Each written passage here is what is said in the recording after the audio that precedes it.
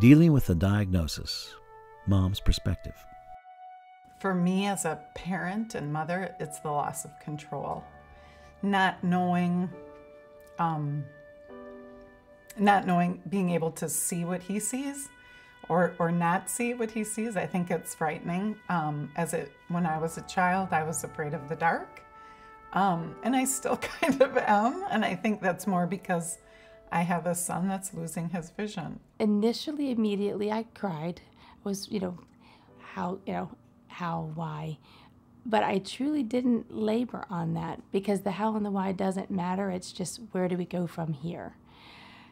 And I did try to think of it very practically and not emotionally. I tried to, I don't know if this is the type A personality coming out, but I wanted to get every piece of information I could about Leapers. I wanted to find, what are they doing? What are they working on? Who can I talk to? Who's the best doctor? Very factual.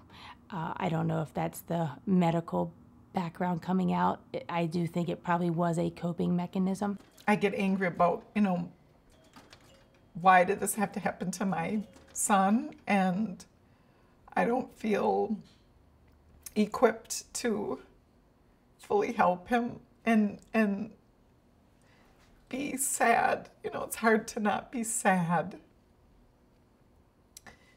And I shouldn't be sad because he's not sad. Sometimes I think they think a vision is the abnormal and the lack of vision is normal.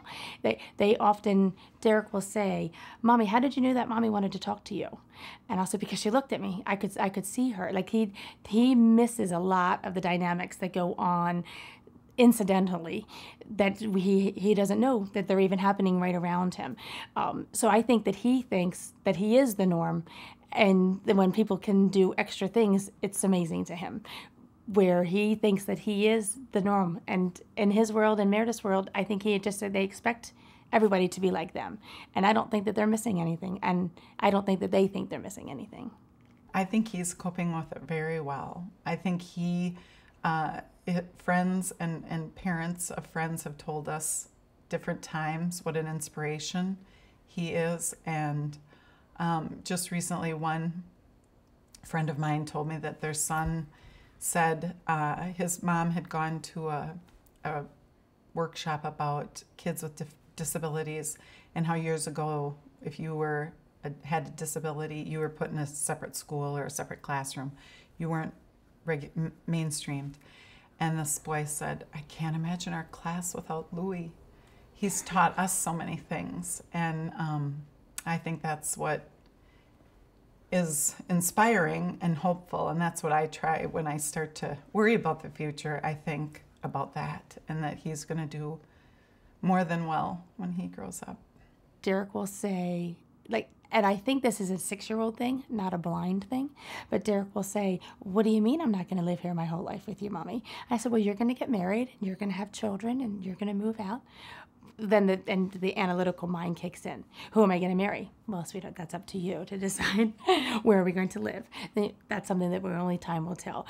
So the extremely practical thoughts of that. But I, as a parent, have thought about that, and you toy with, hopefully he'll find a sighted person because that would make his life a little easier as far as commuting, the practicalities of it. But I just want him to be happy, ultimately. Louis is amazing. I think he rolls with it. He does a whole lot better with it than his mom and dad do. He just sees it as he sees differently. He doesn't see it that it's a loss. Derek and Meredith are who they are because of their lack of vision, but it would enhance who they could be with their vision. How do you let a child feel the horizon? You can't. They have to see it. How do you let a child experience a rainbow? They can't. They have to see it. And the only way for the children to be able to do these somewhat unsurmountable tasks is to be able to see. And the only way that we can have them see is with research. And the only way that we can have the research is if we can pay the scientists to find the cure.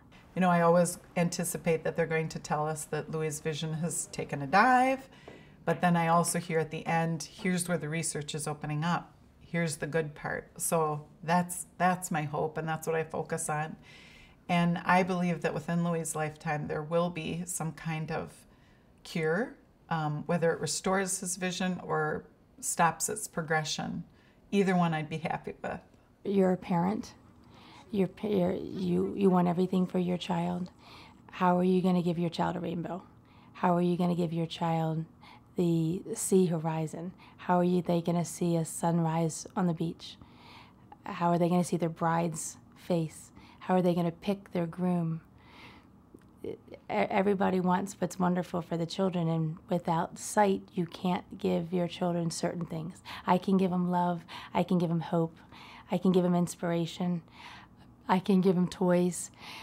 But I can't. There are certain things you just can't give them without sight. I just try and focus on the hope side of things, and I listen to Louis a lot when he says, "I believe that within my lifetime, Mom, there's going to be a breakthrough."